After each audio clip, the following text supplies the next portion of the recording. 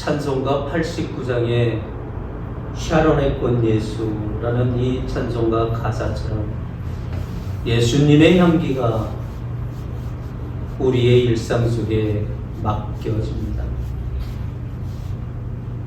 또 예수님의 향기뿐만이 아니라 내 삶에는 내 아버지의 냄새가 있습니다. 내 어머니의 향기가 내 삶에는 항상 진동합니다. 사랑하는 내 아내의 냄새가 아직도 내 남편, 사랑하는 그 누군가에 앞서간 그 누군가의 냄새, 그 향기가 아직도 나의 삶을 진동시킵니다. 누군가를 생각하면 그 향기가 너무 짙게 납니다. 또 누군가를 생각하면 여러 형언할 수 있는 아름다운 말들이 가득 생각납니다. 어버이, 이제 어버이가 된 나는 어떻게 살아야 할까? 어떤 기억으로 남아야 하고 어떤 향기로 남아야 할까? 많은 묵상을 하게 됩니다. 남산 위에 저 소나무 철갑을 두른 두 바람 소리 불며 남은 우리 기상일세. 애국가의 2절. 애국가 2절에 나오는 소나무.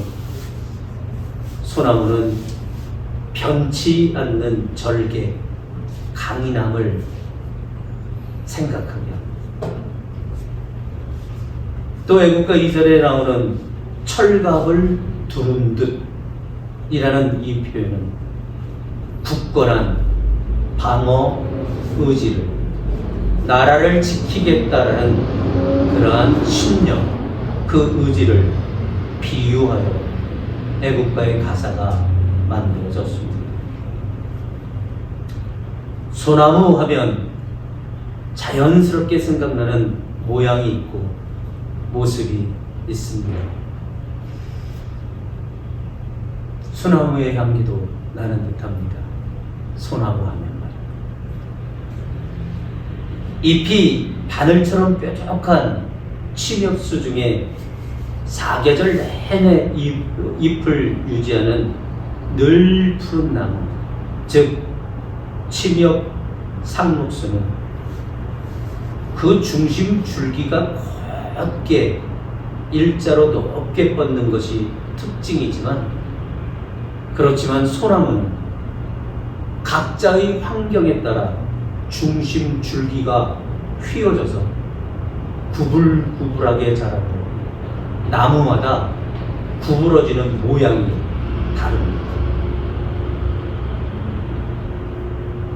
즉 소나무 각 개체는 각자 저마다 고유의 그 개성을 가지고 있습니다.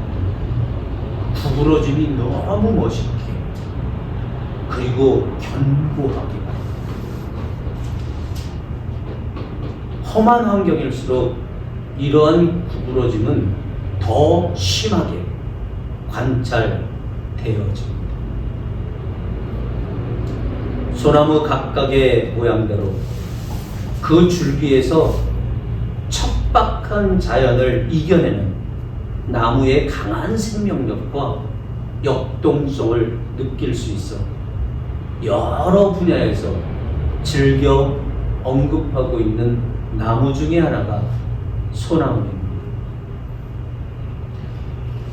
또 소나무의 나무 껍질은 젓갈색이요, 나이를 먹을수록 표면이 거북의 등 껍데기처럼 갈라집니다. 이 모양이 마치 철갑을 두른 듯 보인다고도 하여서 우리 한국에서는 이를 애국가에서도 언급하고 있는 겁니다. 게다가 소나무는 상록수이고 냉해에도 강해서 비바람과 어목한 추위에도 이를 견뎌내는 불굴의 기상을 보여준다고 하여 과거뿐만이 아닌 현대에도 많은 사랑을 받는 나무입니다. 전해 내려오는 이야기에 따르면 꿈에서 소나무를 보면 벼슬을 할 징조, 솔잎이 무성함을 보면 집안이 번창하며, 꿈에서 송죽 그림을 그리면 만사가 형통한다고 합니다. 전해 내려오는 이야기입니다. 성경에는 없습니다. 반대로 꿈에서 소나무가 마르면 병이 들 징조로 혹자들은 해몽하기도 합니다. 이렇듯 소나무 하면 생각나는 교훈적이고 닮아 가고픈 상징적 의미들이 있습니다.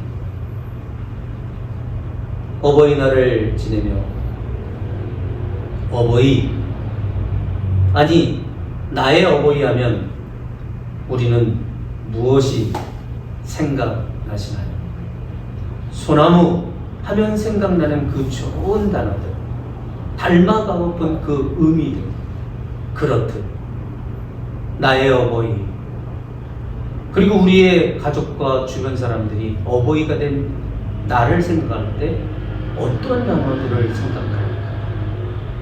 어버이날 하면 내 자식들은, 내 주변 사람들은 무엇을, 어떤 의미를 상상할까?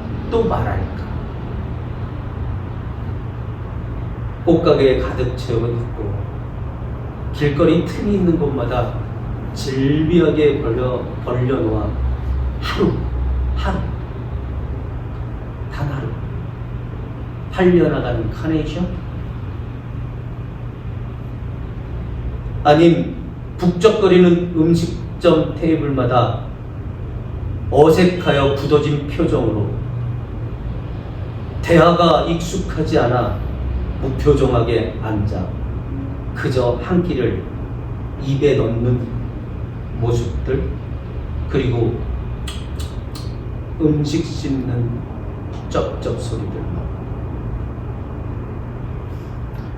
사랑과 존경, 그리고 감사의 날이 아닌 1년 동안 서로 한 번도 안 했던 사랑 또는 감사라는 말을 법적으로 해야만 하는 사랑 고백대 또는 감사 표현대에 있는 듯한 느낌의 씁쓸함이 밀려옵니다. 법적으로 딱지를 뗄 것 같아요. 이날만큼 사랑, 감사, 카네이션 이런 걸 언급 안 하면 딱지가 주소지로 날라올 듯한 느낌? 우리네 일상이 늘 사랑해요, 감사해요, 서로 표현하고 마음을 함께 한다면 또 힘써 마음 다해서 얼굴을 시간 내어 보고 환하게 웃는 함께하는 삶이라면 그것이 카네이션보다 더 아름다운 꽃이고 또 어느 맛난 음식점의 요리보다 더 큰 행복이기에 일상이 사랑과 감사, 행복한 날이라서 이러한 특별한 날이 필요치 않을 듯합니다. 우리네 일상이 어버이날이어야 하고 우리네 일상이 어린이날이어야 하고 우리네 일상이 부부와 가족의 날이어야 하지 않을까요? 어버이날을 지낼 때마다 소나무 하면 생각나는 여러 좋은 단어들처럼 후대들이 어버이였던 나를 생각합니다. 어떠한 단어들이 연상되어 주변에 거품 없이 가식 없이 진심으로 자랑하며 닮아가고 싶어하게 나는 이제 살아야 하지 않을까 고민합니다. 나의 아버지는 엄마는 열심히 사셨어. 먹어 더 먹어 하고 끝내는 그러한 모습이 아니라 닮아가고 싶고 나의 아버지를 내 삶에 나의 엄마의 향기가 진동해 닮아가고 싶고 나의 어버이를 또 자식의 자식에게 모본으로 권할 수 있는 우리네 올바른 삶이 녹여 담겨진 흔적이 필요하지 않을까 싶습니다. 내가 닮아가고 싶었던 나의 엄마, 나의 아버지 늘 그 향기를 맡으며 오늘도 힘내고 있는 그 향기의 주인공 나의 어버이 그 향기와 그 흔적을 그 모습을 내 자식의 또 자식의 그들에게 이 향기 좀 맡아봐. 할머니의 향기 할아버지의 이 냄새 이걸 나는 아빠는 닮아가고 싶었어. 또 만들어가고 있어. 너희도 그러고 싶지 않니? 하고 열심히 사셨어. 먹자 이게 아니라 자랑할 수 있는 그러한 어버이의 모습이 이제 우리에게 아주 무겁게 심각하게 고민하며 이제 적용해야 하지 않을까. 어버이날은 바로 그러한 이야기들이 오가야 하는 날입니다. 사람들이 소나무의 여러 의미를 말하며 닮아가고 싶어 하잖아요. 카네이션을 받을 때마다 자녀들이 나의 아버지는요, 나의 어머는요, 그 자식의 자식에게 너의 할아버지는, 너의 할머니는 이렇게 사셨어. 그래서 이 아빠가 이 엄마가 만들어줬고 그리고 너희가 이렇게 살아가는 거야. 시간이 모자란 듯 얘기할 수 있는 거리를 함께하며 나눠주는 어버이인 우리의 노력이 필요합니다. 다윗 왕의 윗 계보인 보아스와 룻의 삶을 만들었던 한 어머니 나오미, 오늘 우리에게 성경은 어버이의 모습으로 소개합니다. 빵의 집, 즉 넉넉함과 근원지라는 상징적 의미를 지닌 베들레헴에 혹독한 흉년이 들었습니다. 많은 사람이 버티다 견디다 흉년을 더 이상 견디지 못하고 결국 유력자였던 엘리멜렉과 그의 아내 나오미 또한 두 아들 말론과 기륜을 데리고 살기 위해 베들레헴을 떠나 모압 땅으로 이주를 합니다. 그러나 모두에게 늘 그러하듯이 그곳에서의 생활도 생각만큼 녹록치 않아 얼마 되지 않은 시차로 나오미는 남편 엘리멜렉을 앞서 또 얼마 되지 않은 시차로 이제 결혼한 두 아들을 모두 앞세우게 되었습니다. 바다처럼 슬픔이 결결이 쉼없이 몰아 쏟아지는 나오미의 삶이었습니다. 바다 생각해 보십시오. 계속하여 파도가 결결이 밀려오다. 나오미의 삶에 쉼없이 바다처럼 슬픔 또 하나 또 하나 또 하나. 이제 곁에 남은 두 자부에게 새 삶을 권유합니다. 너희의 고향 이 젊은 날 어찌 이 늙은 날을 공양한다. 내 곁에서 이 젊은 청춘을 묻히겠다. 너희의 고향 새 삶을 살아. 그리고 자신은 홀로 고향 베들레헴으로 돌아가고자 합니다. 앞길이 창창한 두 자부에게 자신을 위한 욕심을 부리지 않는 어머니 시험. 두 자부인 오르바와 룻 두 여인의 길을 축복하는 어버이. 내가 힘들어져도 너희는 살아야 하지 않게. 나는 내가 살 길을 찾을 테니 창창한 너희는 또 살 길을 찾으라. 이것이 어버이고 이것이 시어머니 나오미, 어머니 나오미의 모습이었습니다. 그때 며느리 룻이 룻기 1장 16절 이하를 통해서 이렇게 고백을 합니다. 룻이 가로되 나로 어머니를 떠나며 어머니를 따르지 말고 돌아가라 강권하지 마옵소서. 어머니께서 가시는 곳에 나도 가겠습니다. 어머니께서 유숙하시는 곳에서 나도 유숙하겠다. 어머니의 백성이 나의 백성입니다. 어머니의 하나님이 나의 하나님입니다. 어머니께서 죽으시는 그곳에서 나도 죽어 거기 어머니 곁에 장사될 겁니다. 만일 내가 죽는 일 외에 어머니와 떠나면 여호와께서 내게 벌을 내리시고 더 내리시기를 원하라.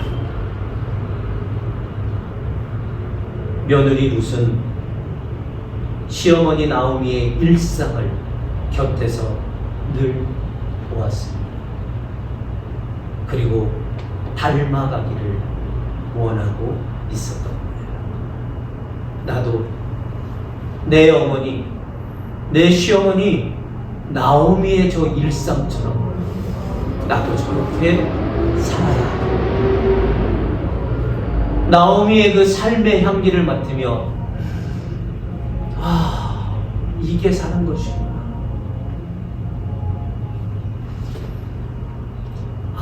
이게 행복한 거구나. 며느리 룻은 어머니의 나오미의 일상을 보며 부러워하였고 닮아가기를 작정하고 결심하며 지금까지 지내왔던 거예요. 시어머니 나오미의 분명한 정체성 가득한 삶의 틀을 존경하였습니다. 저것이 하나님의 사람의 모습이었구나. 어떠한 상황에서도 흔들리지 않는, 그리고 그 상황을 품으며 자라나는 개성이 강한 소나무의 그 견고한 모습이죠.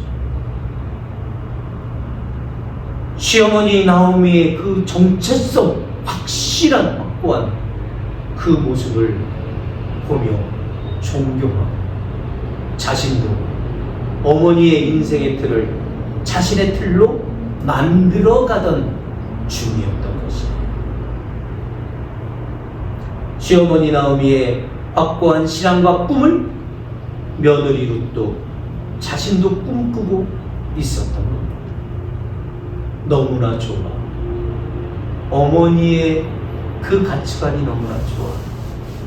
나오미의 삶의 모습이 향기가 너무 좋아 닮아가고 그리고 만들어가고 있었던 그 룻이었기에 어머니를 떠나지 말게 하옵소서. 어머니가 가는 곳에 나도 가고 어머니가 묻히는 곳에 나도 그 모습으로 묻히겠습니다. 열악한 상황에서도 어머니 나오미는 유대사회의 법을 지키며 마침내 며느리 룻의 앞길을 열어주고 마침내 보아스라는 다윗의 계보에 그녀의 이름을 올려놓아 줍니다. 다윗의 계보에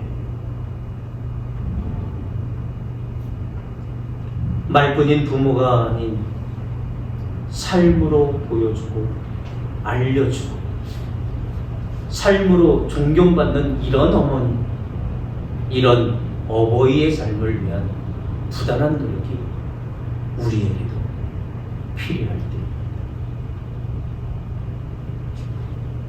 앞서 가진 수많은 사람들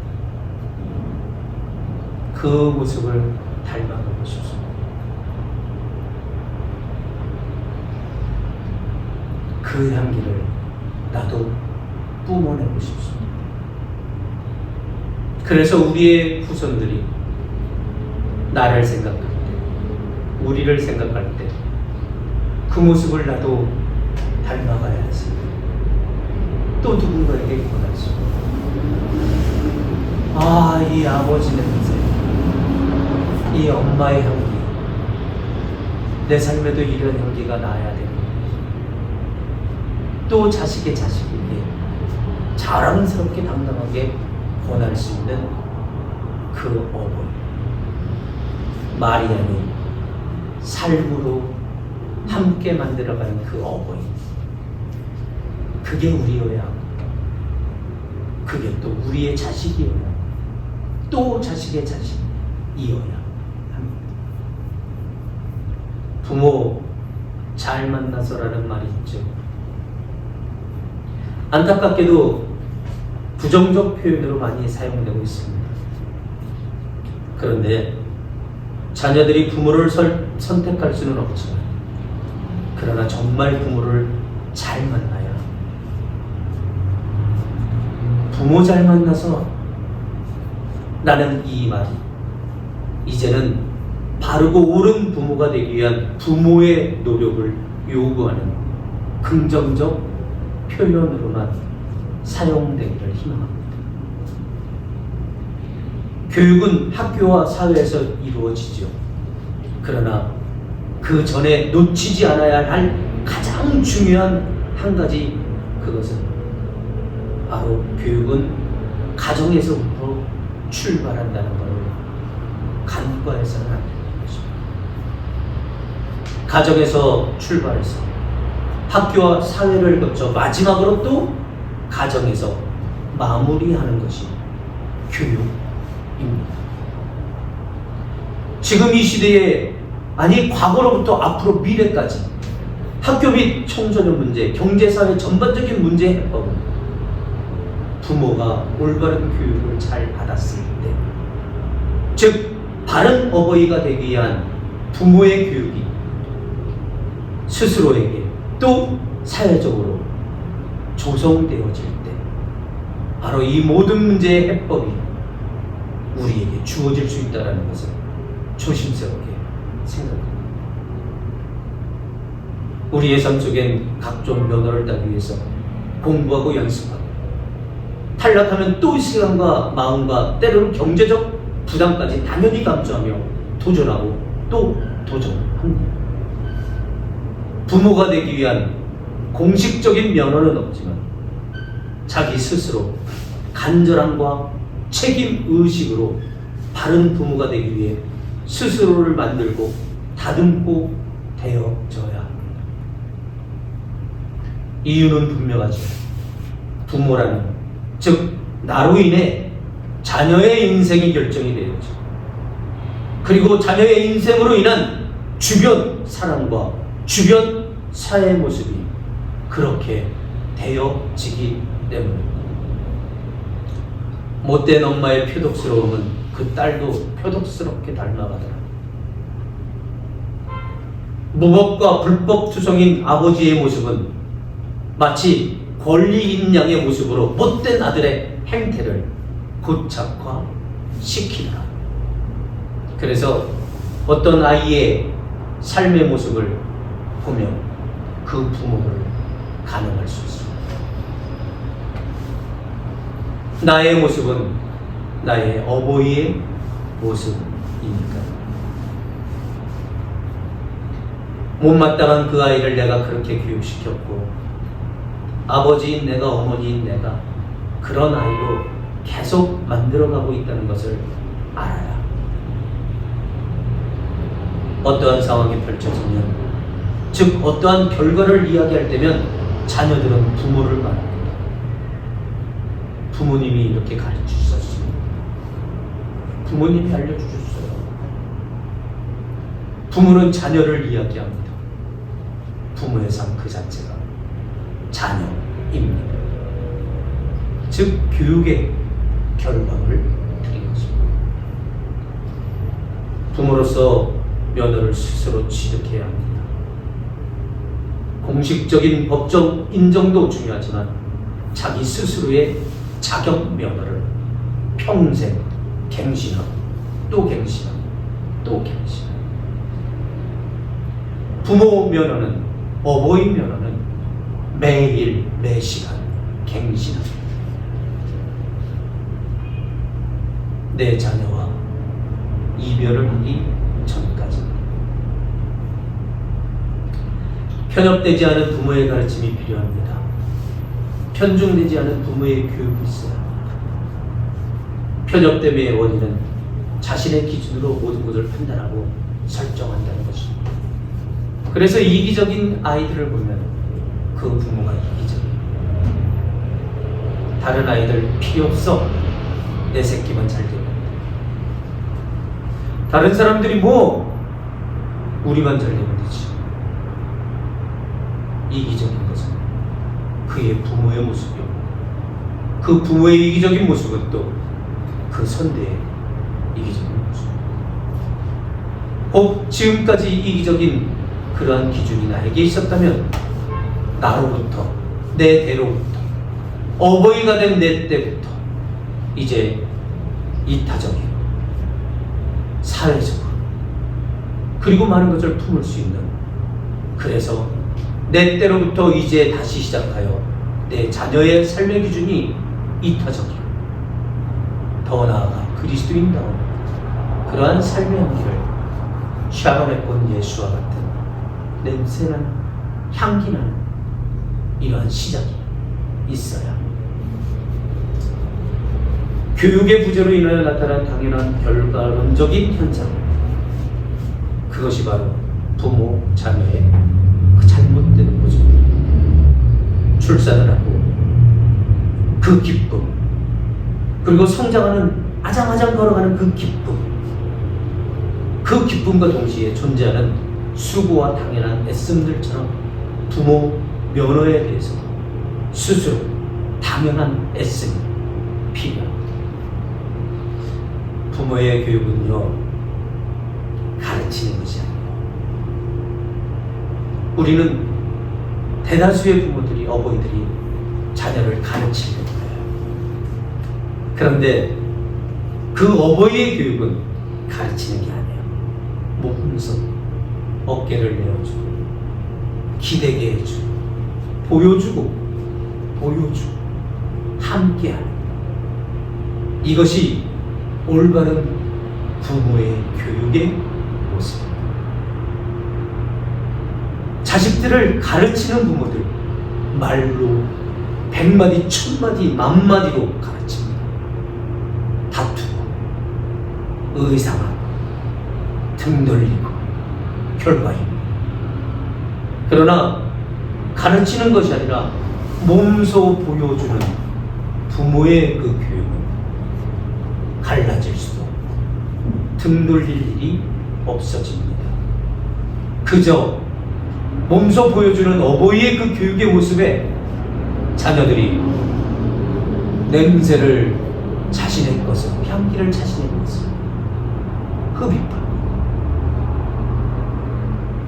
마치 루시 시어머니, 그 어머니 나오미의 일상을 보며, 정체성을 보며, 가치관을 보며, 그 꿈을 보며, 확고한 신앙을 보며, 어머니의 하나님이 나의 하나님, 어머니의 백성이 나의 백성입니다. 나오미는 룻을 가르치지 않았습니다. 보여주었습니다. 함께하였습니다. 그래서 룻은 나로 어머니를 떠나라, 강권하지 마옵소서. 어머니를 따라가는 거예요.